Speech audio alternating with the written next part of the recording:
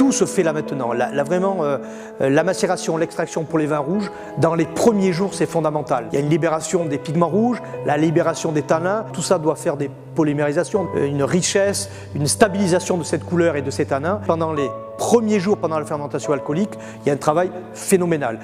La vinification, c'est un ensemble de process. D'abord, ça va être le développement de levures qui vont transformer le sucre en alcool, c'est la fermentation alcoolique qui dure environ 8 jours. De façon concomitante, il y a du gaz carbonique qui va se développer, qui va faire remonter au sommet de la cuve toutes les parties solides des raisins rouges, c'est-à-dire les pépins et la peau, qui est la partie la plus noble.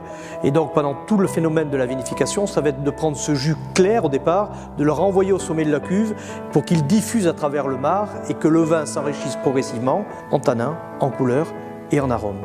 Donc si les raisins ont une très belle peau, on pourra faire des très grands vins, d'où l'intérêt d'avoir trié au préalable. Moi j'ai déjà mon schéma de vin dès le départ, dès la taille, dès la floraison, dès la véraison. Après, je vais goûter le jus de raisin, je vais goûter le mou de raisin et je vais adapter le travail. Et on adapte la vinification au ressenti que l'on a de notre mou de raisin et de notre jus de raisin. Après cette macération, on va commencer à goûter des lots pour élaborer le grand vin, faire ce qu'on appelle des assemblages. Et ça va être extrêmement personnel. Et donc là, il y a ce côté un peu plus alchimie de l'assemblage, parce que ça va rester quand même très humain dans le choix des lots qui vont servir au grand vin à l'excellence. Je suis très excité parce que faire un nouveau bébé, en plus il est de qualité, c'est souvent passionnant.